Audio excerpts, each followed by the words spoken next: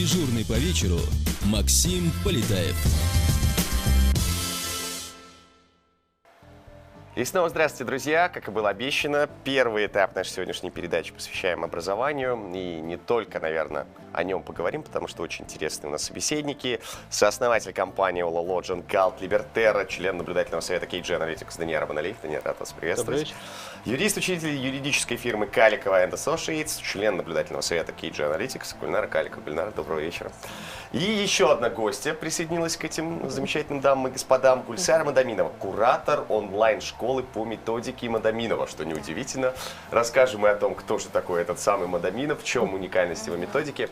Вот, пожалуйста, вот один из источников, да, давайте подумаем, как это сделать, почему, и это продолжается годами, это уже миллиарды слов, огромные потери.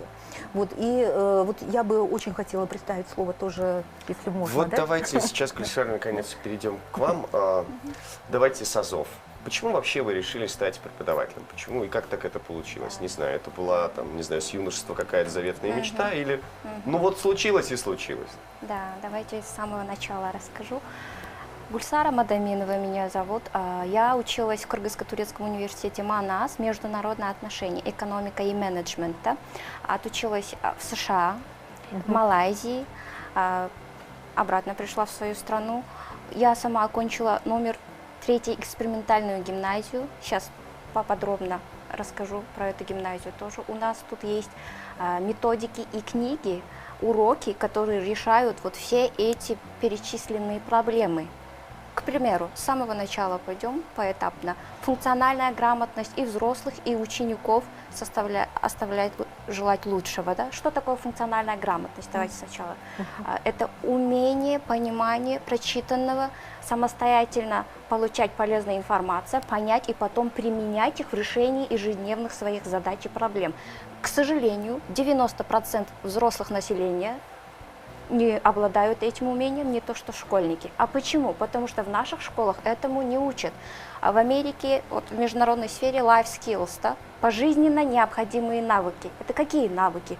Тот же составление плана, ставление четкой цели и написание плана по достижению этой цели, анализирование информации, говорят сейчас критическое мышление, вот, и всему этому нас учили в школе. Школьное образование сейчас хромает, но Гапыр Мадаминов, да, чью методологию обучения и воспитания мы сейчас онлайн продвигаем, нашел ответы на все эти вопросы и проблемы. Мы сами результат вот этого процесса.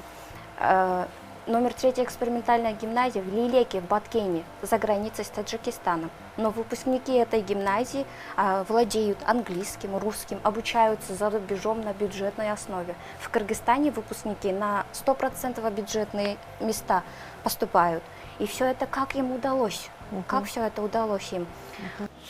До ухода на рекламу в воздухе повис вопрос, как же удалось Лилекской 3-й экспериментальной гимназии делать своих выпускников наиболее успешными на рынке высшего образования. Вот Гульсара Мадаминова нам сейчас об этом расскажет. Секрет этого успеха в том, что у нас с 1 класса, потом поменяли систему, в гимназии с 5 класса обучают, с 5 класса ведется урок, который не ведется в других школах, культура умственного труда. Перевели еще на английский The Culture of Intellectual Labor, перевели на турецкий язык öğrenmek, научиться как учиться. Нас учат как учиться, то есть каким навыкам учат в этом уроке.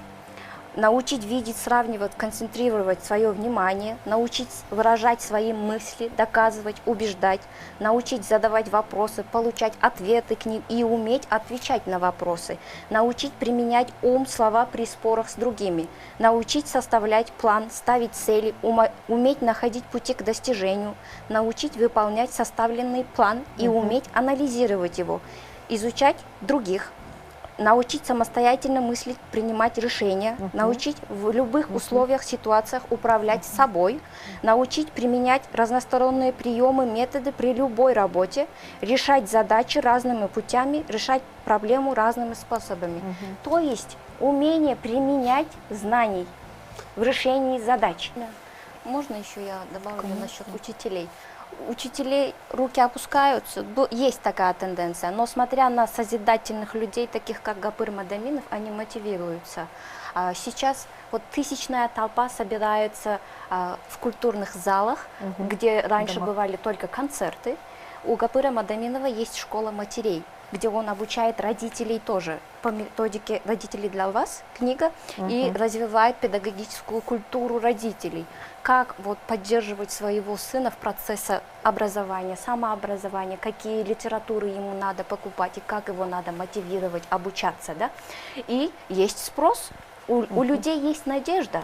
Если им дать конкретную карту, вот конкретный план, по каким схемам надо работать, как надо обучать, они готовы все это принять. Для учителей еще у нас есть мастерство наставничества и школа молодого учителя. Только что затронули тему, что учителями на педагогический факультет поступают лишь те ученики, которые получают меньше балла ОРТы. Это правда. Вот KG Analytics вел опросы, это правда. Но и тому нашли решение.